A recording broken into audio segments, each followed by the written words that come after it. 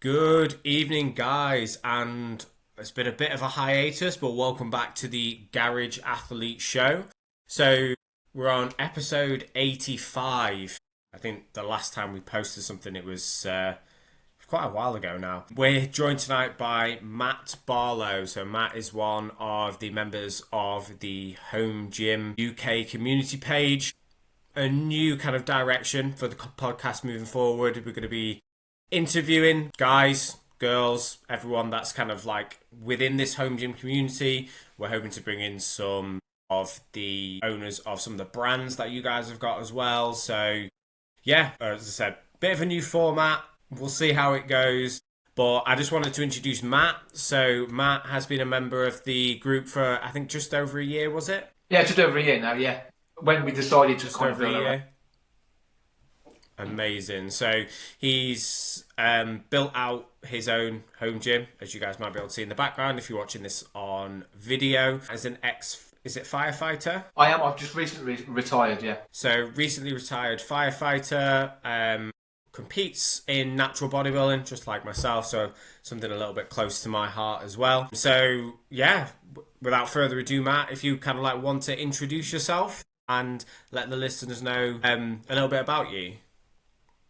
Good evening. So my name's Mat Barlow. I'm originally from the West Midlands, but I've now settled in the lovely town of Abingdon near Oxfordshire. I'm an ex-serving firefighter. I've recently retired under what they call ill health retirement. So I've done 20 years roughly with the service, and it's just come to that time where enough's enough.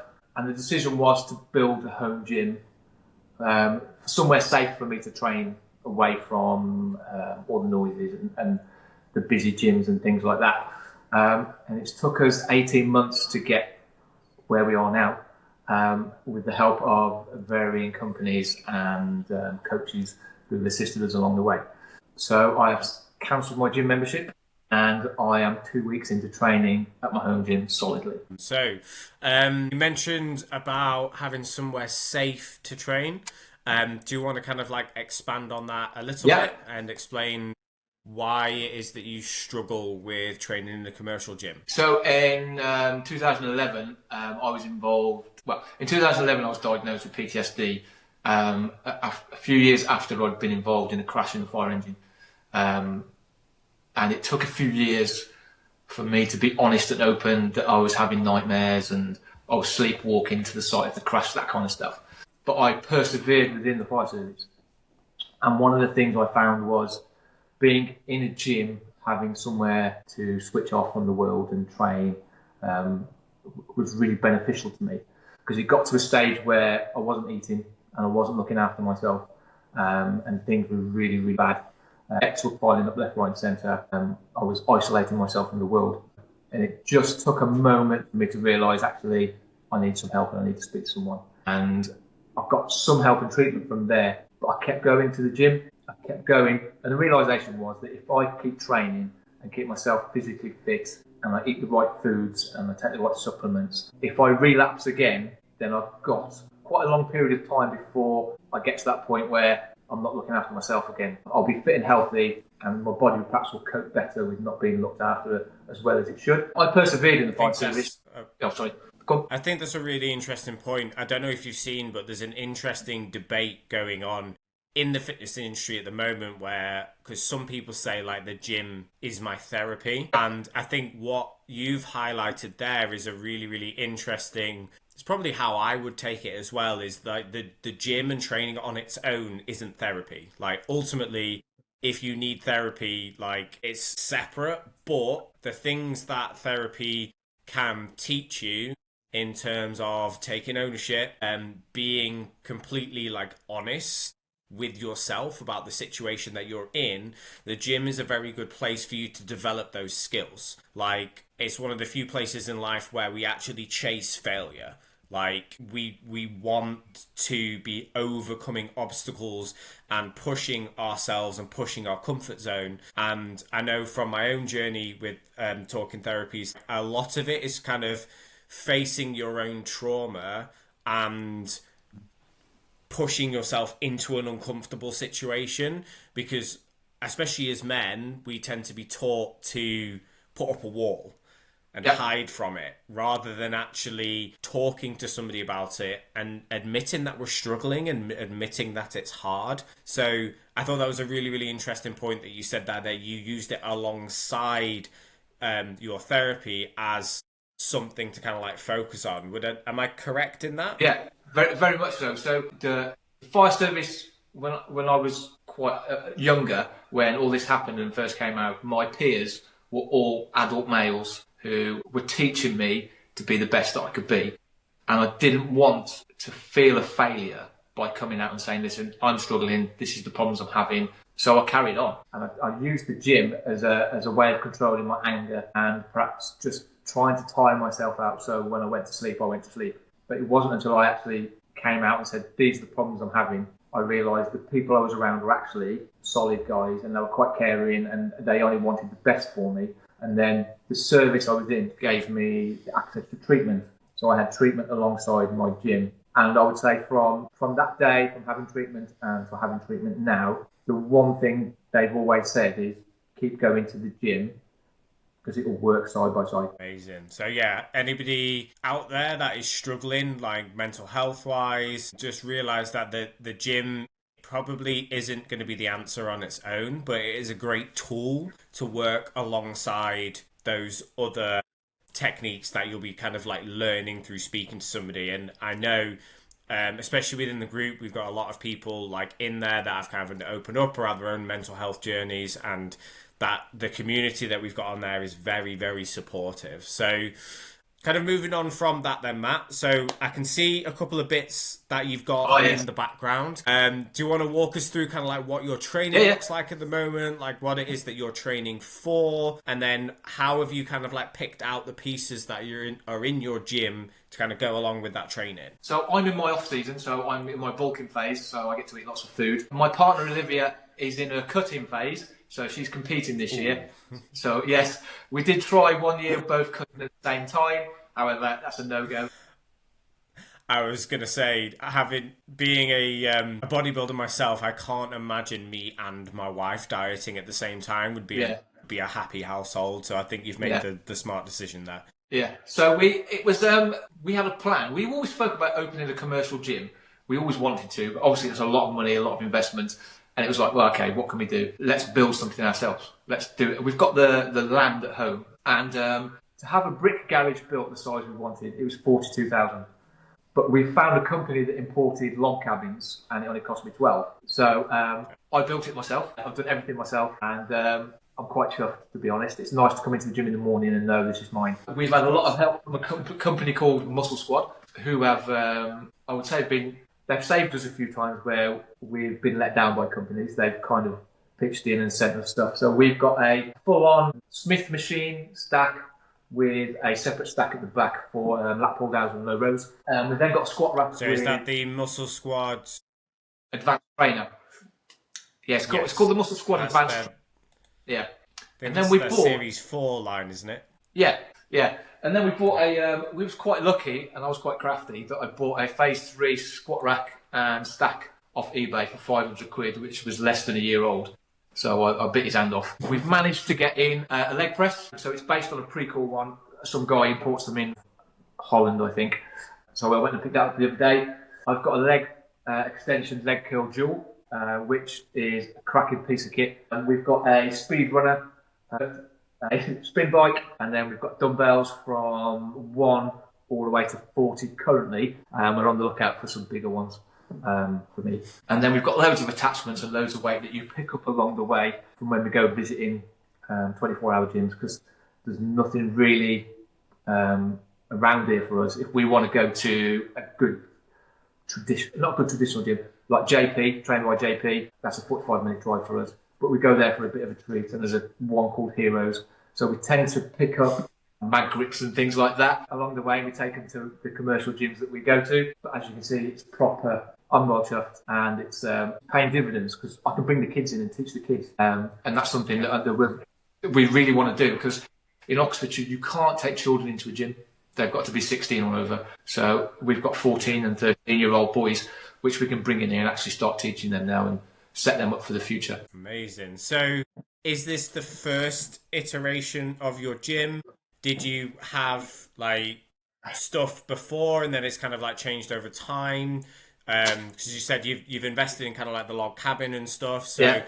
did you have a home set up kind of like beforehand when it was the basics to kind of try and figure it out, or have you kind of jumped straight in at the deep end because you Well, guys have obviously been into training for a while? yeah. So Olivia, my partner, we only met just before lockdown, and she had a garage here, and she had some few home weights. I was quite fortunate during lockdown because we still had access to the fire station, which had a gym on it. So they let us use it. You could book it for an hour. So I was never stuck. And it was just talks. And where I was struggling more and more with my PTSD, and I was struggling more and more in gyms, and Olivia got to know me and know about my PTSD, she could see things weren't right. We just said, let's just build one. Let's just invest in us. When we first started looking, I would say there wasn't the kit you can get now, the advanced trainers. There's lots of companies now coming into the UK. We looked at America about getting them shipped in, but now companies are now starting to work their way in, which I think is a bonus for the UK market. The more companies we get in, obviously the prices will be a bit lower and more people have the ability to invest. I find the last 2 weeks training here on my own, under my own steam, in a nice calm environment, my intensity is up because I'm not overthinking stuff. I can just concentrate on me. I can come in when I want to. I get to see the kids in the morning rather than be at the gym down the road. So I'm sure there'll be more kit coming in when we find out where we can fit stuff in. Our coach has been over and he's coming over again tomorrow actually to see what we've got, how it will assist in our programs, and what else we can fit in and how we can fit in stuff. So you mentioned there that you've got a coach. I know we kind of spoke. Let me see if I can. Right. Let's see if I can figure out how to share the screen. There we go. Right. So for the guys are watching at home, I don't know if you can see that as well. Matt? That was my British final. Yeah, we've got some photos of Matt here at the British finals with the BMBF. So Matt is it Masters or Grandmasters? I'm a Grandmasters. I'm an old man. Grandmasters. So for those that don't know, Grandmasters is the 50 plus category. So if you guys are listening to this on Spotify, it might be worth hopping over onto YouTube just to have a look at these photos, see what it looks like to be in absolutely incredible shape for 50 plus. I think there's a lot of guys out there that would love to look like that at 50 plus. So, like, how long have you been natural bodybuilding for? 3 years. 3 years. So, oh, okay. Yeah. So my past is as a kid I boxed quite young. And then I joined the military, picked up Taekwondo, still boxed a little bit, nothing major. I picked up Taekwondo and I loved that. There's nothing wrong with being hit in the face once in a while, I don't think. Under controlled circumstances, of course. And I just carried on from there. I did some door work and personal security work, which Taekwondo works alongside. And then when I joined the fire service, for me, it was just like, I need to be as physically fit as I possibly can. And fortunate thing for me, the 2 watches that I've been on over my career, they've all been the same mindset. They've all wanted to keep fit. It's part of your daily routine. The last station I was at, I had a GB triathlete for his age group. I had a guy who did all the fitness and exercises for Williams F1, a county cricketer. Physically fit, you've got to be. And I'll say for a man of my age, I am probably in my prime. I didn't do very well at the finals, right? And I understood why. I'm a 52-year-old man with abs and obliques. And, I am in really good shape, and I'll take that. And it goes to show that regardless of what age and when you start, it's really good. I knew going to the finals that I wouldn't win because all the guys never beat me. But for me, it was like, I'm going to get on stage and give my best and present my best. Hence the bright pink pants. It's amazing. I know you're kind of downplaying it there, but with the BMBF, you actually have to qualify for the finals. It's not just an open. So to have that in your first season, so to put it into context, like the first year that I competed, which would have been 2020, so 6 years ago, like I finished dead last in a regional qualifier. And it's taken me 6 years. I've competed 4 seasons since then. It's taken 6 years of consistently working towards that goal to be getting to a point where I was then like placing at like national and international shows. So first of all, it's a massive achievement just to be there at a British national finals in your first season of competing. So I know you probably don't want me blowing smoke up your ass, but I'm going to do it anyway because I know what it takes to even get there. The dedication and the attention to detail, like unless somebody's been in stage lean shape, they don't understand. Like no. For me personally, I can get like beach body lean in my sleep now. Like getting down to 10% body fat, which for a lot of people I know is a struggle, but you can do it flexibly. Like you can do 20 split, you can have cheat meals. Like going from 10% down to like 3 to 5% is a whole different ball game. Like say goodbye to your social life. Like it's Tupperware and tracking every single thing. Like you can't even put like milk in your coffee without sticking it in MyFitnessPal. Like the level of attention to detail that you need. So massive amount of respect for not only doing it, but doing it for the first time in your is not an easy thing to do.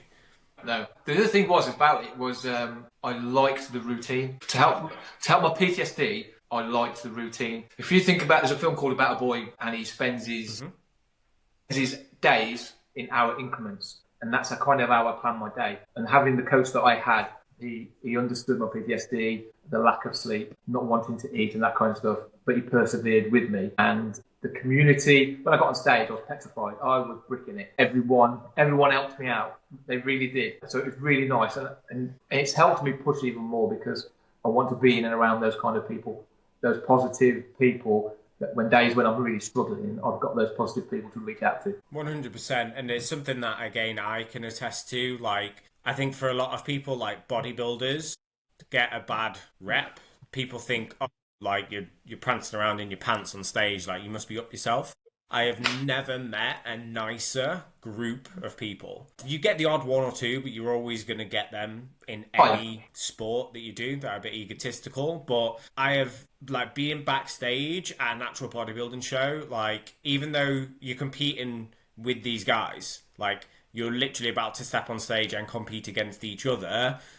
It's friendly, there's banter, like, people are asking, like, how you are, how long you've been training, like, how's your prep been, like, there's so much, and afterwards, like, I've made so many friends, like, in the industry, like, that, yes, we might just be kind of, like, friends on Facebook or Instagram or whatever it is, but I'll have met them at shows 2 or 3 years ago, and then I'll see them at other shows, and it's like you, because they've been following you, they've been following along your journey. It's like they've watched that process, and I think, like I mentioned before, like, when you've been through that crucible that is involved within it, you have a massive amount of respect for anybody else that is willing to put themselves through that. Yeah, definitely. I mean, it's bizarre that we go to posing club. We hold one once a month or once bi-monthly locally, and people come from as far as Manchester and Liverpool. But there are people I've met on stage, and there are people who come over and chat to you.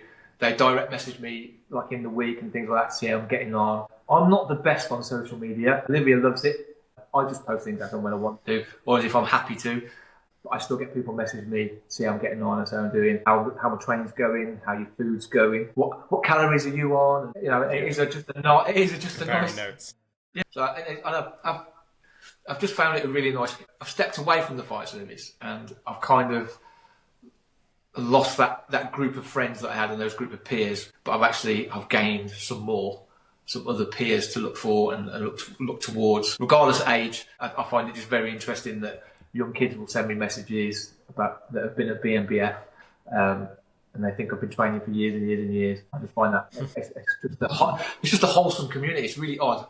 I, like you, I thought the bodybuilding was I thought it was, you've got to be in a clique. There's only certain people win, but actually it's not like that. It's more friendly, more open. Can I borrow your weights? Can I use that one? Can I use that one? It's just a really nice community to be in and around. 100%. And I think the home gym community is like very, very similar. I think because you've got to be a certain kind of crazy to be a bodybuilder. I think you've also got to be a certain kind of mindset when it comes to like spending thousands of pounds on equipment just because you don't like people. which is I think the majority of people that have a home gym, just because, well, I train in commercial gyms and I train at home. Like, I know the frustrations. Like, if I'm training in a commercial gym, I like to train like around lunchtime.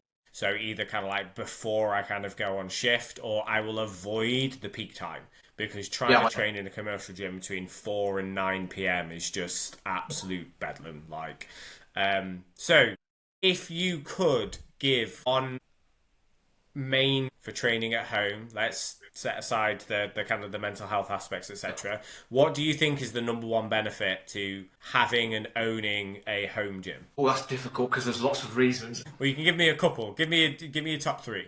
The top three is you don't have to wait for machines. You don't have to wait for machines. You can control the outcome of your training. It's not reliant on, I can't get on that machine, I need to go and do that. You can put what you need in your gym, and only then it's accountable to you.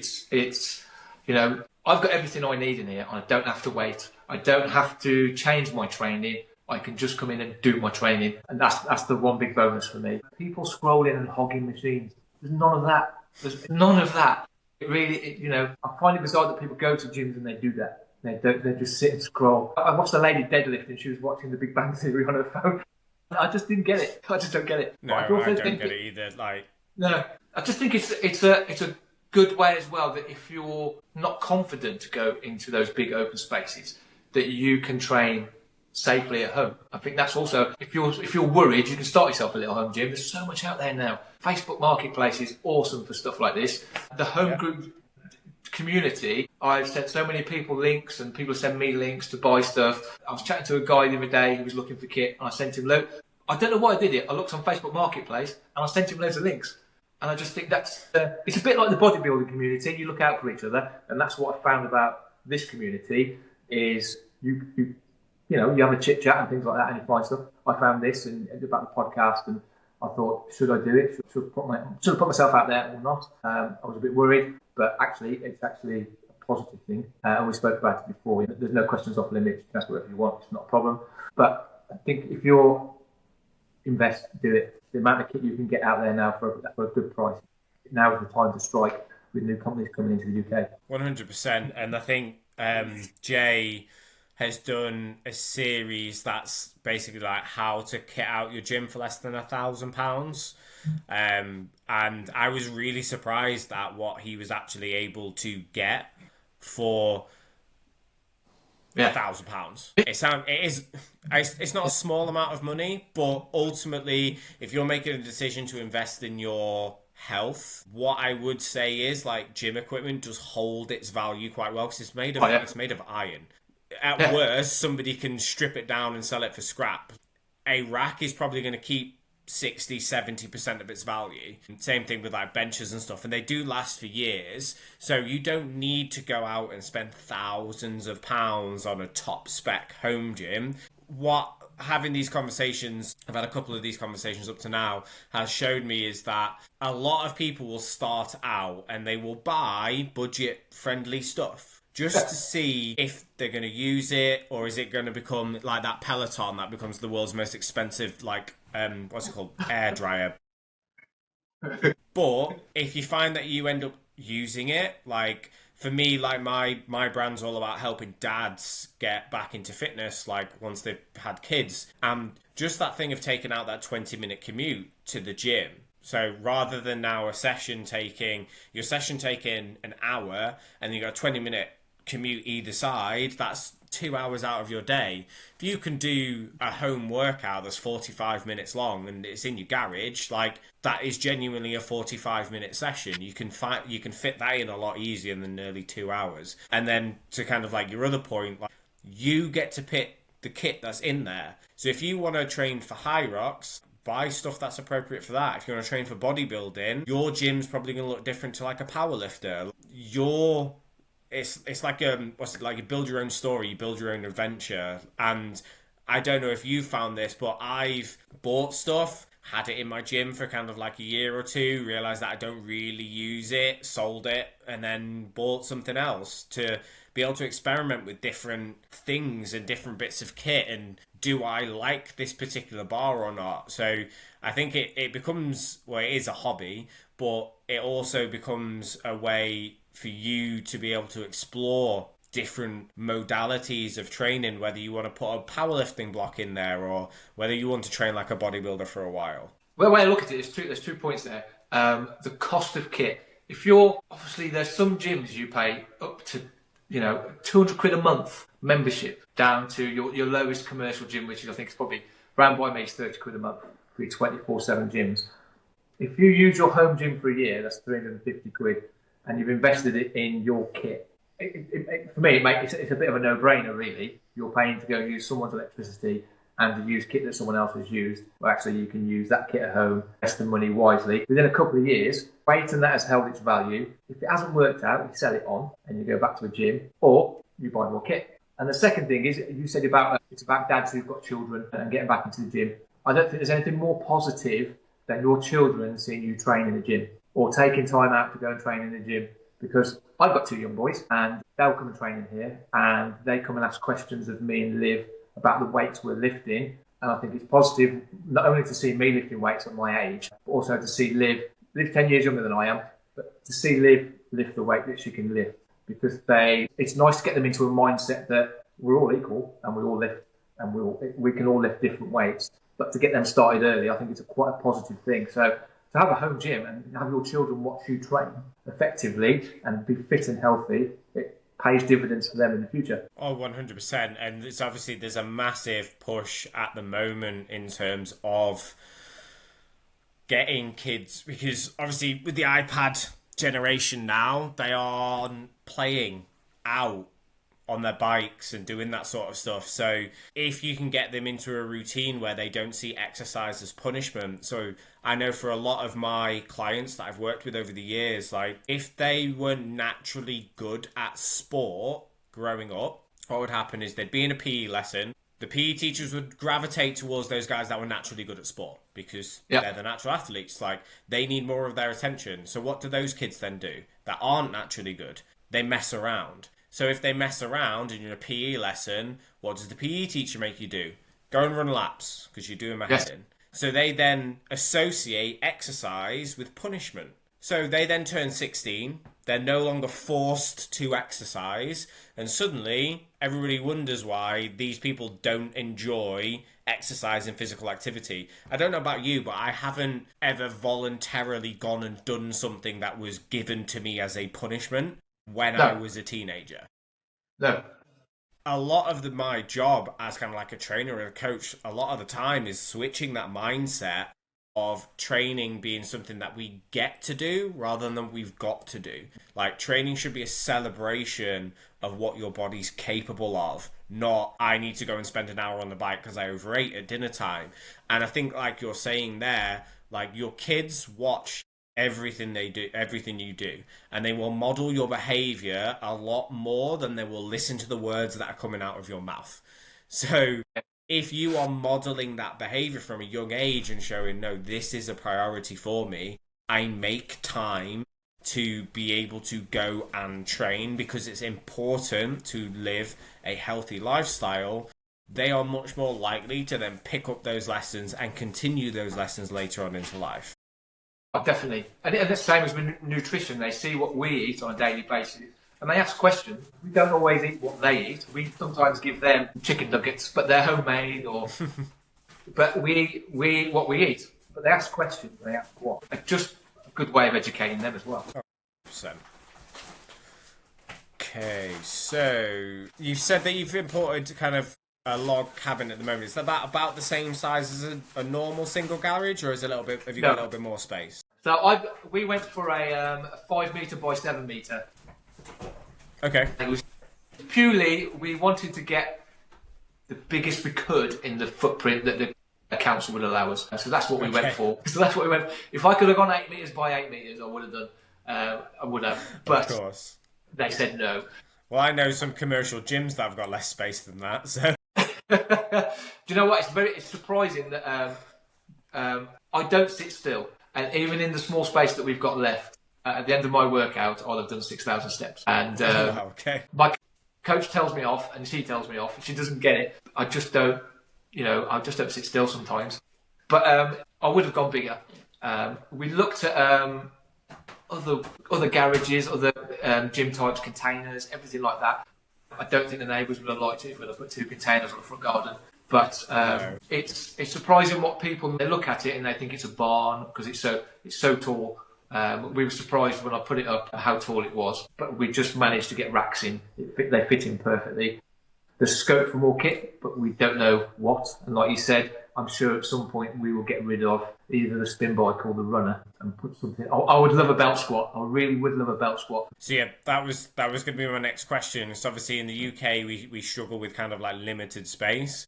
You've managed to pack quite a lot into a small space, but what would be the next piece of kit that you'd be looking to invest in if you need to kind of like shuffle things around? Or I would go belt squat. I definitely would. I know Liv would like a freak athlete bench. I don't know if it would be utilised enough. There's things in here we've already bought, like we've got jammer arms with the rack. Yeah. I only use them for a chest press, for an incline chest press, because the strength is quite good. Other than that, I don't really. So will they go in the future? I don't know. I'm not sure. What else is there we've got? We've got 2 benches in here. Do we need 2 benches? There's only the odd occasion we train together. But we make sure that if I've got a leg day, Liv will have a chest day. But yeah, it's like I said, once we found our feet, I'm sure, I would love a abductor machine, pin loaded, but again, that's space. So I'm sure something will go, and 1 or 2 of those things will eventually work its way in here. I'm 6'2". I love a belt squat. It's less hassle on my back, and I get a better range of motion. I'm not sure Liv would use it as much as I would, but I love it. I love a belt squat. They're versatile, and there's so many on the market now, which is quite good. Yeah, I saw somebody doing RDLs with a belt squat the other day. Well, that's what my coach does. He taught me how to RDL with his belt squat. I'd never used one until 2 years ago, and I'm mad for them now. I think they're brilliant piece of kit. So, probably going to wrap up here pretty soon. So, last question. If you had some advice that you could have given to yourself, say 2 or 3 years ago, before you'd kind of kitted out this gym that you've got now, like what do you think would be the number one piece of advice you'd give to yourself? Because I know you mentioned before you'd had a few teething problems in kind of making the gym. So let's see if we can leave the listeners with some golden nuggets. Research the companies you're using. Don't just use Trustpilot before you buy. Yeah, just to clarify that before you buy. We've had a number of people that have been caught out on the group where they've been like, I've just ordered this thing from this company, has anybody used them before? And everybody in the comments like, why didn't you ask before you'd spent the money? That would have probably been a better time. Anyways, carry on.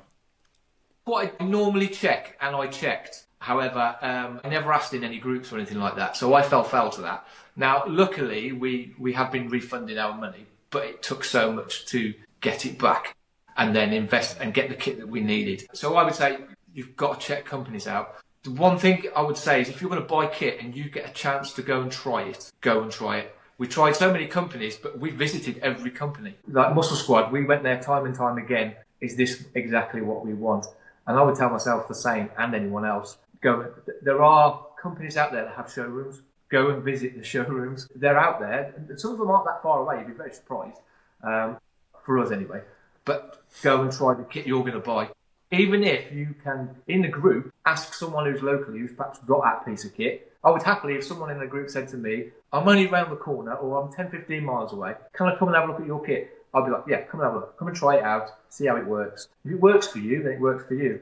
2 of my bodybuilding buddies are having the same racks as what I've bought because they came and tried it out. Not every rack is built for everyone. Everyone's different. Everyone has different expectations. But I would say if you can go and try stuff out, go and try it. Or ask, and then go and try someone else's. And on that note, I'm going to do a shameless plug because Home Gym UK, we are in talks with one of the big expos about bringing a home gym expo to the UK.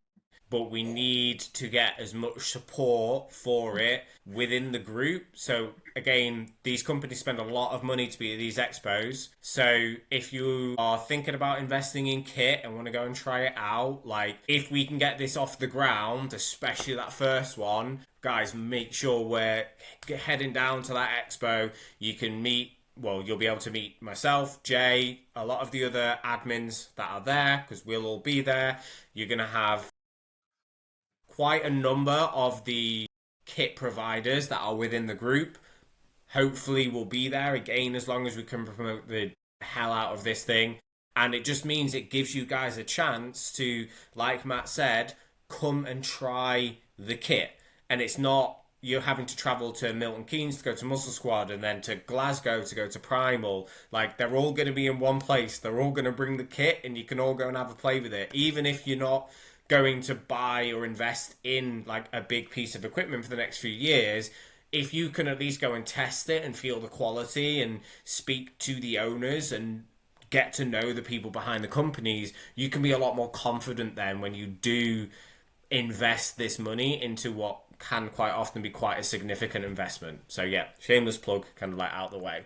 So, before we go, Matt, if the guys want to follow your bodybuilding or want to see any more images of kind of like your gym, like where can they find you? So we've got two. I've got a channel which is Natty Matt on Instagram, and then we've also got what we call Studio 22 Coaching. So if you have a look at that, Liv's all over it. I'm perhaps a little bit quieter, but if you have any questions or anything like that, then just drop me a message. I'll always answer. I'm going to go look up Studio 22 Coaching now. Give you guys a follow. So, thank you for your time this evening, Matt. I do really appreciate it.